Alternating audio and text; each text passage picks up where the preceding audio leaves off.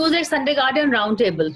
Well, this week we're going to be taking a look at the Bihar elections, the first sign of political activity really after COVID and during COVID and after lockdown, I should say. It's been politics as usual. The hectic politicking has begun. We've seen lines being drawn. We've seen allies crossing over, a whole lot of buzz that is happening. To make sense of all of that and also to take a look as to whether COVID has an impact on our electoral politics or not is something I'm going to be doing on the roundtable today. Joining me is a panel of political analysts and experts. I have Radhika Ramaseshan. She's a columnist, commentator, and she's consulting editor of Business Standard. Neerja Chaudhary also. She's a columnist, she's a commentator, political analyst. Ashutosh, she's the founding editor of satyahindi.com. And Nirmal Pathak, he's the editor at PTI Bhasha. So, Radhika, well, electioneering is hit full swing really in Bihar, so what do you make of, the fact that, say, first, do you think Nitish Kumar will come back? What do you think was happening in the NDA camp? First, let's talk about that. No, you're talking about the NDA. Well, the NDA did suffer some kind of a blow after the LJP walked out. Now, it's really going to be a test for both Nitish and for these two young legatees, namely Tejasvi Yadav and Chirag Paswan.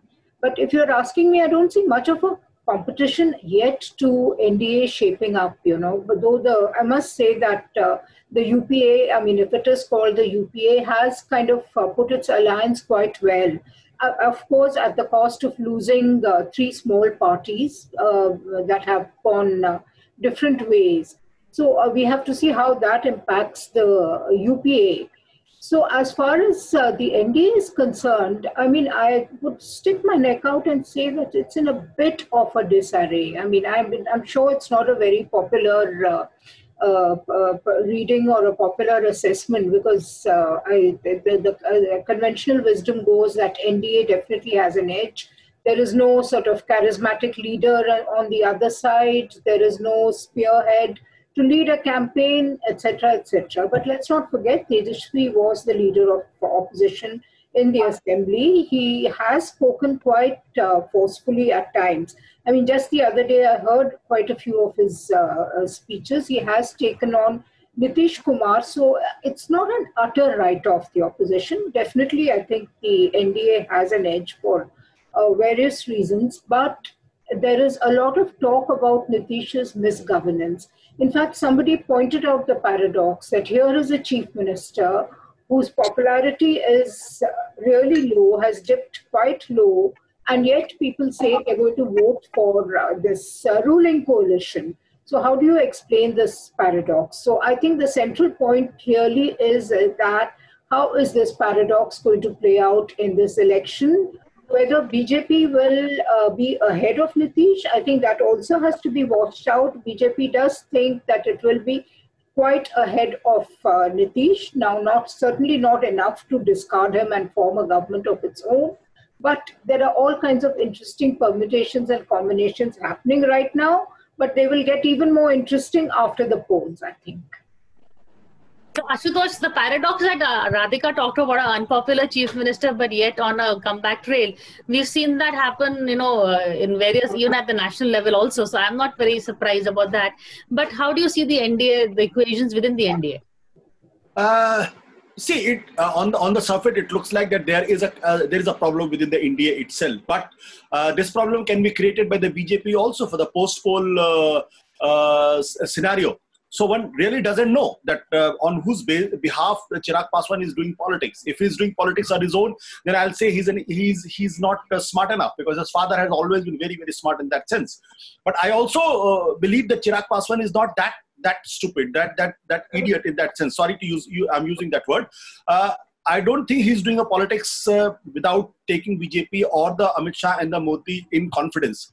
You know what is going to happen in this election because the combined might of Modi, Amit Shah and Nitish Kumar at one side and then unprecedented money power and then unprecedented the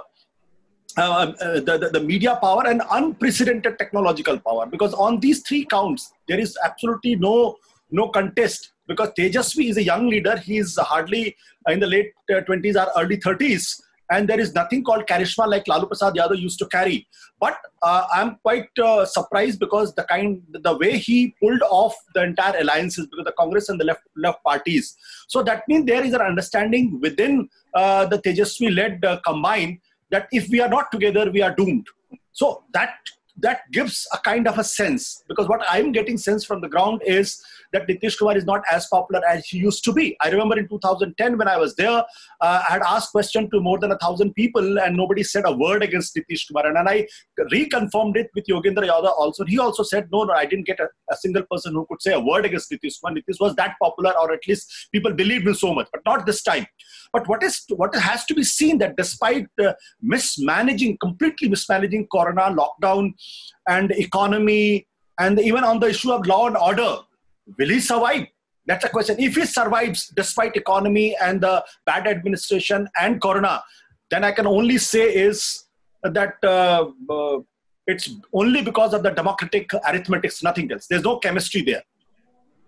Nija, your first take on, what do you expect from Bihar elections, and will Nitish survive? What do you think? Up till now, we felt that Nitish Kumar plus BJP will make it. Even though it is true, I agree with Ashutosh, who went back to the villages in Bihar, the migrant labor, some of whom are coming back. One has spoken to several of them. There is a lot of dissatisfaction against Nitish Kumar. Many of them are saying, "Hum Nitish ko harayenge is baar, harana chahte hain is baar." Whether that will actually happen remains to be seen. For a start, because is it just dissatisfaction, or is it akrosh, anger against the incumbent government? Much depends on that, because there is, and it's going to be, because there's no larger theme. I don't think COVID is a big theme. Economy, yes. Joblessness and economic hardship, yes, people are, worried about it and at the receiving end of that. But I don't think it's a big thing, one theme election that way. So it's going to be a constituency level election. What are the alliances? Who's with you? Who's against you? Etc. So whether, despite the loss of ground by Nitish Kumar, do other factors, which is money, virtual campaigning, where they have a head start over the opposition, BJP's own entire machinery. BJP itself has not lost ground like Nitish Kumar has lost ground. And the battle of perceptions that the NDA is so good at winning, whether that will become, we'll see them through. And on the other side, Tejasvi Yadav is an up-and-coming star, but yes, he hasn't created the kind of confidence in people that I, for instance, thought he would, even in the absence of Lalu Prasad Yadav. So he's been a bit disappointing. But even so, if there is dissatisfaction, naturally the opposition gains from it. So I would say, as of today, it seems like Nitish Kumar plus BJP. And we must also watch this new factor of Chirag Paswan, particularly after Ramvilas Paswan's death, because there is bound to be some sympathy, particularly from the Paswan community, maybe other sections of the Dalits also, maybe others also. That is, it's an evolving situation. We need to watch that. How much will that cut into Nitish Kumar? How much will that, in the ultimate analysis, go to help the BJP after the elections? How have you seen this Tejasvi angle? Because, he's been elected as the CM candidate only because there is nobody else. People were leaving him. So can he take on Nitish Kumar as yet? देखिए, अगर ये जो पहले राधिका भी कह रही थी, अगर कॉमन उसके विजडम से आप देखें तो ये इलेक्शन अभी तक ये लग रहा था कि नीतीश कुमार और बीजेपी इसको निकाल लेगी, लेकिन इलेक्शन के ठीक पहले जो चेंजेस हुए हैं, जैसे आरजेडी से जीतन राम मांझी की पार्टी अलग हुई, फिर वो दूसरा वीआईपी पार्टी वो अलग हुई, और ठीक टिकट डिस्ट्रीब्यूशन से ठीक पहले, मतलब सीट अलॉटमेंट के पहले आरजेडी से, एनडीए से रामविलास पासवान उनकी पार्टी अलग हुई है। तो इसने पूरा डायनामिक्स चेंज कर दिया है। अभी इलेक्शन आप कह नहीं सकते कि किस तरफ जा रहा है। दो बहुत मेजर फैक्टर हैं। एक तो नीतीश कुमार को लेकर के नाराजगी है, एंटी इनकम्बेंसी बहुत स्ट्रांग है इंडिविजुअली नीतीश कुमार को लेकर के, लेकिन मुझे लगता नहीं कि ये जो माइग्रेशन वाला इशू था वो कोई बहुत बड़ा फैक्टर बनने वाला है। कास्ट अभी भी बिहार में उतना ही स्ट्रांग है, उसके आगे और कोई फैक्टर नहीं चलेगा। तो ये नीतीश कुमार के खिलाफ नाराजगी है, और दूसरा जो एनडीए को जिससे नुकसान हो सकता है वो चिराग पासवान जो जिस तरह से कैंडिडेट फील्ड कर रहे हैं। आज सुबह मेरी बिहार में किसी से बात हो रही थी, उन्होंने कहा कि एक मैसेज ये गया हुआ है सब जगह कि पूरी 243 सीट्स पे बीजेपी चुनाव लड़ रही है, मतलब 115 या 117 तो उनके वो जो नीतीश कुमार के गठबंधन में है वो है, उसके अलावा जो चिराग पासवान कैंडिडेट खड़े करेंगे वो भी बीजेपी के ही माने जा रहे हैं। तो ये कितना सही है गलत है वो एक अलग इशू है, पर ये मैसेज एक चला गया है बिहार में कि बीजेपी पूरी 243 सीट्स पे चुनाव लड़ रही है। चिराग पासवान और तेजस्वी ये दोनों का इसके बाद वाले ये आगे के लिए लीडरशिप अपना प्रोफाइल बना रहे हैं। तेजस्वी ऑलरेडी हैं, चिराग पासवान को लगता है कि अगले 5 साल के बाद वहां नीतीश कुमार नहीं रहेंगे, अगर इस बार आ गए तो 5 या 7 साल से ज्यादा इन लोगों की पॉलिटिक्स नहीं है। बीजेपी के पास कोई सेकेंड लाइन लीडरशिप में नहीं है, क्योंकि वो नीतीश कुमार के पीछे चल रहे हैं, तो सुशील मोदी भी उस तरह से उन्हीं के साथ वो भी रिटायर होंगे, और सेकेंड लाइन लीडरशिप में उस तरह का कोई लीडर अभी तक नहीं है बीजेपी में जो जिसकी अक्रॉस द बिहार एक्सेप्टेबिलिटी हो, जैसी सुशील मोदी की या नीतीश की है। तो ये लोग अपने आप को आगे के लिए प्रोजेक्ट करें। चिराग पासवान की भी स्ट्रेटेजी मुझे यही लगता है कि इस चुनाव में उनको 6-7 सीटें अगर मिल जाए तो बहुत है, और वो किसी भी तरफ बैलेंस करेंगे। वो हरा ज्यादा सकते हैं, हो सकता है जेडीयू के कैंडिडेट्स को, पर वो अपनी 6-7 सीट से ज्यादा ले आए उसमें मुझे सब सरप्राइजिंग होगा। तो इनकी पॉलिटिक्स मेरे ख्याल से 5 साल के बाद के लिए ज्यादा important. They are auditioning for this thing.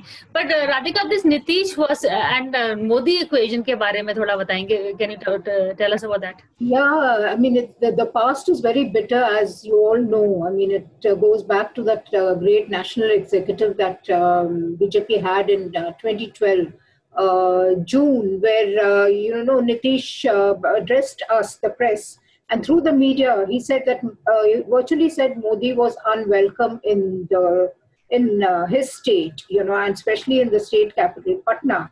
And Modi was supposed to address a rally. I mean, they had planned a very grand rally in Gandhi Maidan after the executive. The place was plastered with posters, etc.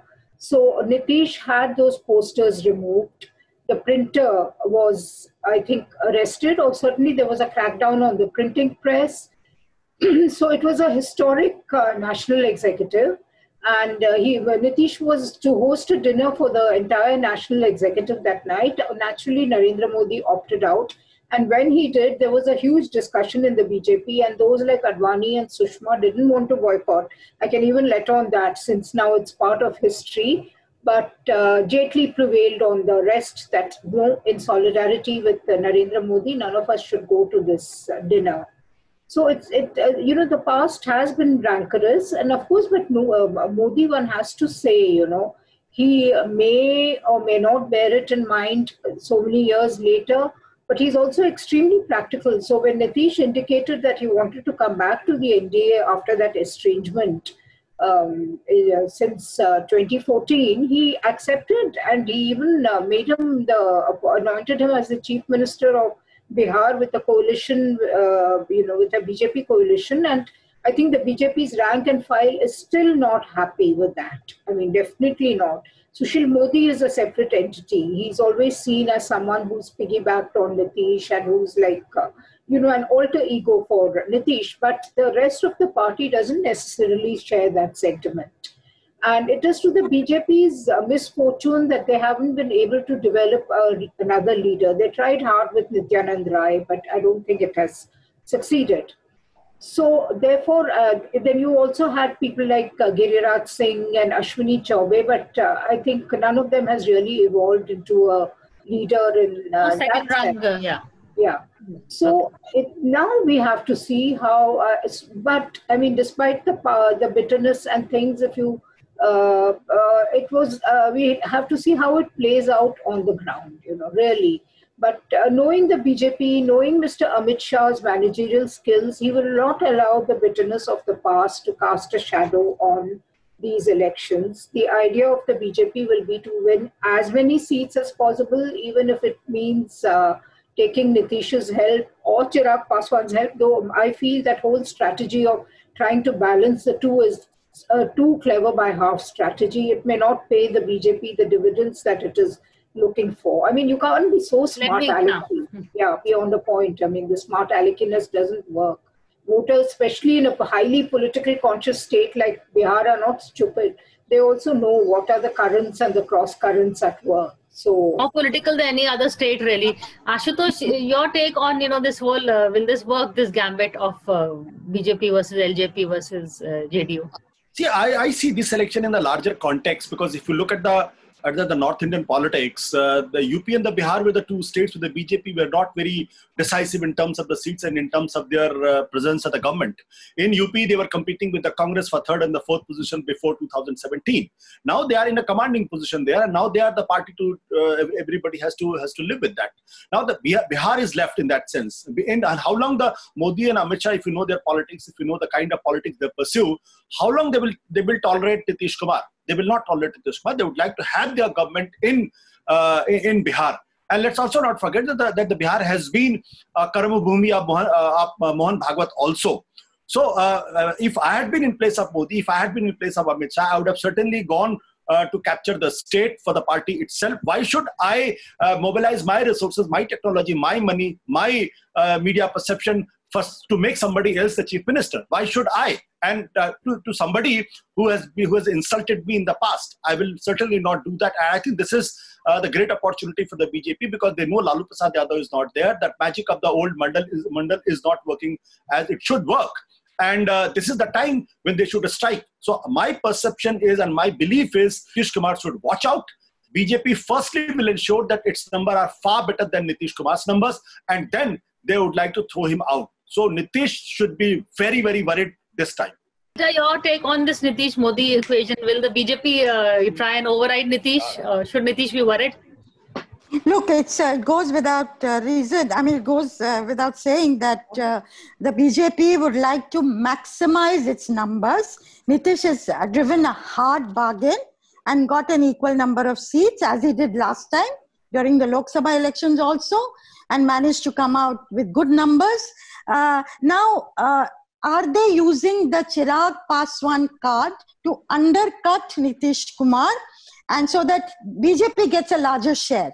And therefore, will they dump him in the future, which is what Ashutosh is saying, after the election, and go and lead the government? Now, this is easier said than done. Because after all, Nitish Kumar can also go to the other side. He's already done that once before. Can he not join? You can't rule it out that he may say, all right, Mr. Tejasvi Yadav, I'll support your government in part. If the BJP is going to dump me after we were allies in the election, if the BJP plays that card after the election, that we've got more seats, we will lead the government. That's the yeah, he could absolutely do a Shiv Sena, and he may even go to the extent of saying, okay, I support Tejasvi Yadav. I give him issue-based support. So it's easier said than done to say, or even to say that the BJP could break the Janata Dal U at a future date. That will also depend on how large the Janata Dal U gets reduced. That also is not going to be easy to do, because one drum can still go to the other side. Therefore, I think they're badly stuck, even though they may want to get rid of Janata Dal U and form a government on their own, and even risk going on their own, which is what they did contemplate at one time. It's not so easy in a state like Bihar, because unlike nationally, where Mandal, we are coming a full circle around as far as the politics of the last 25 years goes, which is Mandal, and which is alliances and coalition politics. Nationally, now that is, we are moving away from that. But in Bihar, not so. Caste is still very important. Alliances are still very critical. So I think, all this is easier said than done. So let's see how the situation evolves. Nirmal, your take on, Nitish BJP relationship, Will Nitish do a Shiv Sena? I don't think. ये depend करेगा. BJP भी, देखिए, अभी BJP भी नहीं छोड़ सकती नीतीश कुमार को. आपको ध्यान रखना चाहिए कि 2024 में लोकसभा के इलेक्शन होंगे, और अभी बीजेपी को बिहार में नीतीश की जरूरत पड़ेगी. 2024 के बाद हो सकता है बीजेपी कोशिश करे उनको डंप करने की, अगर फिर से बीजेपी को सेंटर में मैंडेट मिल जाता है तो. लेकिन उससे पहले मुझे नहीं लगता बीजेपी इस तरह का रिस्क लेगी. आपको ये भी ध्यान रखना चाहिए कि अपोजिशन बहुत डेस्परेटली एक लीडर ढूंढ रहा है. जो पैन इंडिया जो अपोजिशन को एक यूनाइट कर सके। और नीतीश में अभी भी वो पोटेंशियल है। जो बिहार में पिछली बार उन्होंने कांग्रेस आरजेडी को छोड़ा, उसकी वजह से उनकी इमेज को काफी सेटबैक है। लेकिन अभी भी अगर अपोजिशन के पास वो वैकेंसी अभी भी एक खाली पड़ी हुई है, अगर नीतीश कुमार वापस आते हैं 2021-22 में, तो अपोजिशन को बहुत मुश्किल नहीं होगी नीतीश कुमार को अपना प्राइम मिनिस्टर मोदी के अगेंस्ट में एक अल्टरनेट लीडर घोषित करने के लिए। तो बीजेपी भी अभी मुझे नहीं लगता कि उस तरह का रिस्क लेगी। और नीतीश कुमार का जब सब कुछ ठीक ठाक चल रहा है, अगर वो फिर से चीफ मिनिस्टर बनते हैं तो वो क्यों छोड़ेंगे? इसलिए वो पॉसिबिलिटी उसकी बहुत कम है। अदरवाइज नंबर बहुत ही अजीब आ जाए वहाँ असेंबली रिजल्ट्स के, तो फिर उसमें किस तरह के कॉम्बिनेशंस बनेंगे वो एक अलग इशू है। पर अभी तक ऐसा नहीं लगता उसको देख के। तो ये allies and बीजेपी का क्या देख रहे हैं equation, you know, because we've seen NDA, Akali Dal leave, we've seen Shiv Sena leave, Nitish को भी उन्होंने बहुत उस तरह से बैडली ट्रीट कर रहे हैं। कुछ इम्पैक्ट होगा? It won't have an impact. नहीं, पर अलायंसेस बीजेपी ने अपनी तरफ से किसी को नहीं छोड़ा है, अलायंसेस छोड़ के गए हैं। आप अगर पंजाब में इनका अकाली दल का आप कह रहे हैं, तो वो जो फार्म एक्ट गवर्नमेंट लेके आई है, बीजेपी का अपने मैनिफेस्टो में था, कैबिनेट में डिस्कस हुआ है, वो अलाइज ने छोड़ा है, उसमें बीजेपी को उसमें कोई प्रॉब्लम नहीं है। वही शिवसेना का है, वहाँ जिस तरह की सिचुएशन बनी थी उसमें शिवसेना छोड़ के गई है। तो वो दोनों के पास अपने एक्सप्लेनेशन है कि क्यों छोड़ के गए हैं और हमने क्यों छोड़ा है उनको। तो बीजेपी अभी तक ये मैसेज लगातार देती रही है कि उसको जिस तरह का मैंडेट मिला उसमें उसको अलाइज की जरूरत नहीं है, पर उसके बावजूद वो अलाइज को साथ रखना चाहती है। उसमें बीजेपी ने कहीं कोई उसमें एक डाउट क्रिएट नहीं होने दिया है। और दूसरी पार्टी से जो लोग आए हैं उनको भी उन्होंने पूरा अपनी पार्टी में एडजस्ट करने की पूरी कोशिश की है। चाहे आप हेमंत बिस्वा शर्मा को ले लें या अभी ज्योतिरादित्य सिंधिया को जिस तरह से वो लोग प्रमोट कर रहे हैं मध्य प्रदेश में, या अभी उनकी हेल्प ले रहे हैं वो। इसलिए बीजेपी को भी ये पता है कि अभी अगले कुछ और सालों तक, जब तक उनका एजेंडा पूरी तरह से सारे स्टेट्स में अक्रॉस द इंडिया वो इम्प्लीमेंट करने में सफल नहीं हो जाते हैं, जब तक उनको ये पता नहीं चल जाए कि 50% पॉपुलेशन अब उन्हीं को वोट करने वाली है, तब तक वो अलाइज को नहीं छोड़ेंगे। Radhika, what is your take on the allies? A recent example is, Jagan Mohan Reddy's party warming up to the BJP. Yeah. Jagan came to Delhi, met Modi, and now I think finally the centre is acting against one of the MPs who's been indulging in anti-party activity.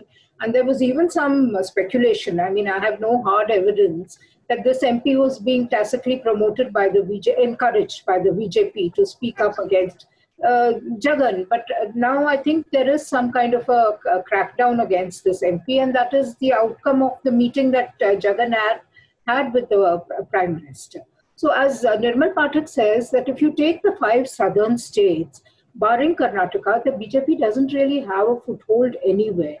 So Andhra and Telangana are very crucial. I mean, at a stretch, I'm willing to believe that they have some chances to grow in Telangana, because Telangana can get communally polarized. But Andhra, Tamil Nadu and Kerala are, virtually uncharted territories. I mean, though they've been working very hard in Kerala. So BJP does need allies. BJP is much better with striking and keeping alliances despite everything. Even today, otherwise Modi would never have reached out to Nitish after the rancorous past.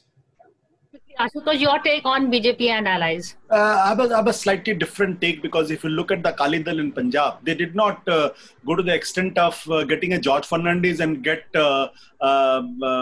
Badal's comeback. During Atal Bihari Vajpayee's time, there's always a George Fernandez used to run from one place to another place and used to mollify anybody who was not happy or angry. You have seen the case in Assam, the Assam Gana Parishad. It left and came back again. It's not that the BJP wanted the Assam Gana Parishad to come back. In the Shiv Sena, they could have easily mollified, because Shiv Sena was not asking for the moon. So the issue is, this is the Modi style of working, and the RSS has also realized that this is the time when they can have a pan-India presence, at least in the North India. And if you look at the figures of the parliamentary elections, in all the North Indian states, they got vote percentage more than 50%. Though they lose, and just after the election, they lost they were almost on the verge of losing Haryana. But in the Haryana, they had almost 48 to 49% vote share. So Modi will be more than happy to be the Prime Minister. RSS will be more than happy in 2024 that Modi should be the Prime Minister. It does not matter who is the government at the center, because in 2018, in Madhya Pradesh, Rajasthan and Chhattisgarh, there was the Congress government. But in all the three states, they not only swept, but their vote percentage was more than 50%. In Delhi, the BJP got all the seven seats, and the Aam Aadmi Party was number 3. But Aam Aadmi Party formed the government within few months, got 62 seats. So the BJP is thinking in terms of having their own governments. Can they spread their wings in Bihar and form a government on their own? And I slightly differ with the Neerja on that point. That BJP, if I had been Modi or Amit Shah, I would have seen that JDU is dumped. Will be forced to go with the Tejasvi Yadav, because as long as the JD and Tejasvi Yadav are together, the ground is open for the BJP, because BJP cannot spread to rest of the 117 seats when the JDU is contesting, because the JDU is there. So if we are constricted by the numbers of seats with the allies, then that's one reason that the BJP is not spreading out into the Bihar. Finally, let me get Neerja to have the last word. Caste votes. BJP needs the JDU's caste votes. It needs the JDU to dilute its image as an upper caste party. In Bihar, it is still seen as a party of the Rajputs, Brahmins and Bhunyas. I think it needs... Bihar कभी भी BJP के लिए बहुत फायदेमंद नहीं रहा है, कभी भी. और बिहार में बीजेपी का वोट शेयर उतना स्ट्रांग नहीं है. जब तक वो किसी के साथ अलायंस में नहीं हो, बीजेपी को बहुत सपोर्ट मिलता नहीं है. बीजेपी अपने आप अकेले वहां पावर में नहीं आ सकती. 30 seconds. Just I need 20 seconds. अगर आप यूपी में देखें तो 2017 के पहले बीजेपी और कांग्रेस के बीच में कंपटीशन था कि नंबर 3 पार्टी कौन होगी, नंबर 4 पार्टी कौन. पहले तो बीजेपी पावर में थी. यूपी में बीजेपी पहले भी रही है अकेले. इसीलिए मैं कह रहा हूँ. हाँ, पर बिहार में वो स्थिति नहीं है कास्ट इक्वेशंस के हिसाब से. बट अगर मैं ये चाहता हूँ, अगर मुझे स्प्रेड आउट करना है तो मुझे ज्यादा कास्ट में जाना पड़ेगा ना. वो तो तभी होगा जब जेडीयू को छोड़ूंगा. Last word on Neerja. On the allies, if you look at it today, after Ram Vilas Paswan's sad death, today there is no cabinet minister from any of the allies in the NDA government. Shiv Sena went out, Akalis have gone out, Janata Dal U was not taken, and now the LGP representative is no longer there. So it is very short on NDA allies. It's a very different picture of the NDA so-called NDA government. There are MOSs from different parties, but no cabinet rank. And I suspect Narendra Modi may go in for a cabinet reshuffle sooner than later. Number 2, with the Akalis pulling out of government, they have done that because it's a win-win, what they see a win-win situation. There is this whole farmers' unrest. They can try and start to revive. The revival was not happening at all in Punjab. And there is nothing to stop them after the elections to come back and join hands with the BJP again. If you look at the way they are attacking each other also, they're not doing it in the normal way BJP would attack somebody who left its ranks. So also with Chirag Paswan. So I think this is strategy, tactics, whatever you want to call it, of moving away to maximize your gains, and you can nothing to stop you coming back again. Thank you. We're totally out of time, but that's a very good point, an important point that Neerja made. Also, the fact that there is no cabinet minister from the allies, really. So either Modi does a reshuffle soon, or he's happy with people, these things as they are, and sending out a message to his alliance partners. But that's it for now. Thank you for this show. Thank you for watching this show. Thank you all for joining in. Thanks a lot.